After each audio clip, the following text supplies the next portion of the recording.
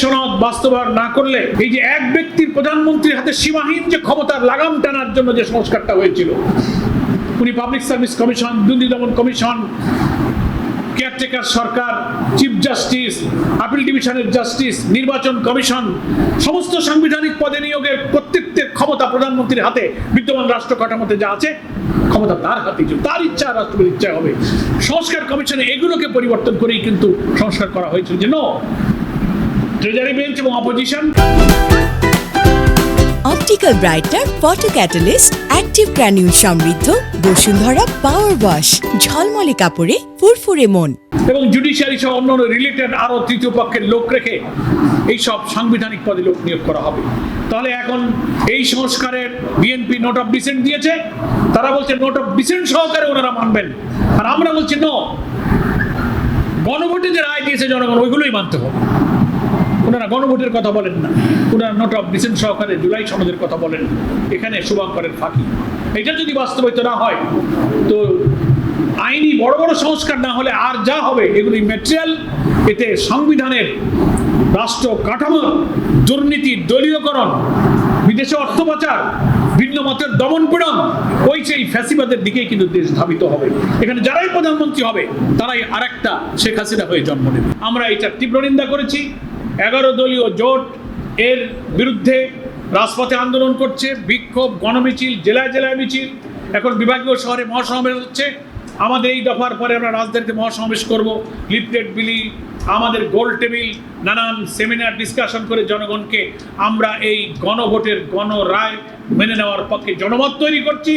জনগণকে বলছি যে আপনাদের ভোট, আপনাদের রায়কে সরকার মর্যাদা দেয়নি, এখনো পার্লামেন্টের সুযোগ আছে, বাজেট অধিবেশন চলছে, সরকারের সদিচ্ছা থাকলে সেখানে তিনি সংবিধান সংস্কার পরিষদের বৈঠক ডেকে জুলাই সনদকে পুরাপুরি বাস্তবায়ন করতে পারেন। আপনারা নোট অফ ডিসেন্ট দিয়েছেন ঐক্যমত্য কমিশনে, কিন্তু গণভোটে যে 84টা বিষয়ে মত চাওয়া হয়েছে, গণভোটে কিন্তু কোনো নোট অফ ডিসেন্ট নাই। ভোটাররা 70% কিন্তু উইদাউট নোট অফ ডিসেন্ট তারা হা বলেছে। তার অর্থ হলো পুরা সংস্কার আপনাদেরকে মানতে হবে, তাহলেই রাজনৈতিক সংকট দূর হবে, ফ্যাসিবাদের বিরুদ্ধে আন্দোলনের এই রক্তক্ষয়, এই ত্যাগ, এই আশা আকাঙ্ক্ষা জাতির পূর্ণ হবে।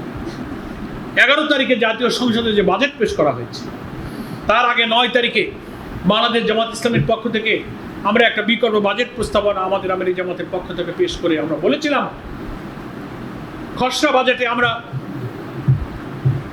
এই বাজেটে ব্যয়ের পরিমাণ, আয়ের পরিমাণ, রাজস্ব আয়ের পরিমাণ, কর কাঠামো দুর্নীতিমুক্ত করা, বিনিয়োগ, ব্যাংকের ঋণ কমিয়ে, বিদেশি ঋণ কমিয়ে নিজস্ব উৎসের উপরে অর্থনীতিকে দাঁড় করবার যে প্রস্তাবনা আমরা দিয়েছিলাম, সরকার সেগুলোকে বাদ দিয়ে একটা উচ্চ অভিলাষী, বিদেশের ঋণের উপরে নির্ভরশীল একটা লুটপাটের বাজেট পেশ করেছেন। একটা উচ্চাভিলাষী বাজেট হয়েছে, ফলে জুলাই সনদ বাস্তবায়ন করে প্রশাসন থেকে, কর প্রশাসন, দুর্নীতি দমন commission, public service commission, judiciary, এখান থেকে দুর্নীতি না কমালে যে বাজেট হবে, এই বাজেটের টাকা দলীয় কর্মীরা ভাগযোগ করে খাবে, দুর্নীতির কোনো হিসাব হবে না। এই জন্য আমরা বলেছি জুলাই সনদ বাস্তবায়ন না করলে এই বাজেট জনগণের আশা পূরণ করবে না। এটা হয়েছে দলীয় কর্মীদের ভাগ্য পরিবর্তনের লুটপাটের একটা বাজেট। আমরা যে খসড়া প্রস্তাব করেছি জামাত ইসলামীর পক্ষ থেকে, তার আলোকে বাজেটকে সংশোধন করে জনবান্ধব একটা বাজেট সংশোধন করে আগামী 30শে জুন পার্লামেন্টে বাজেট অনুমোদন হওয়ার রেওয়াজ আছে। তার আগে আমরা সরকারকে বলবো আপনারা বাজেটকে সংশোধন করে জনবান্ধব এই বাজেট আপনারা পাস করুন। বিরোধিতার জন্য বিরোধিতা, বিরোধী দলকে দমন করে, খাটো করে আপনি বিদেশি প্রভুদের ইঙ্গিতে গ্যাসের দাম বাড়িয়েছেন, আপনি জ্বালানির দাম বাড়িয়েছেন, পরে এসে আবার বিদ্যুতের দাম বাড়ালেন। কি করে আপনি ক্রমবর্ধমান বিদ্যুৎ জ্বালানির দাম বাড়বে আর আপনি বাজেট বাস্তবায়ন অসম্ভব। সেজন্য জনবান্ধব বাজেট এই পার্লামেন্টে নিয়ে আসার জন্য আমরা সরকারের প্রতি অনুরোধ জানাই। তা না হলে জুলাই সনদকে অস্বীকার করে আপনারা যেমন জনগণের বিরুদ্ধে অবস্থান নিয়েছেন, আবার এই দলীয় কর্মীদের সুবিধা এবং লুটপাটের জন্য উচ্চাভিলাষী এই বাজেটও যদি আপনি জনগণের আকাঙ্ক্ষার বিপরীতে জোর করে পাশ করে নেন, তাহলে আপনারা জনগণ থেকে বিচ্ছিন্ন হবেন।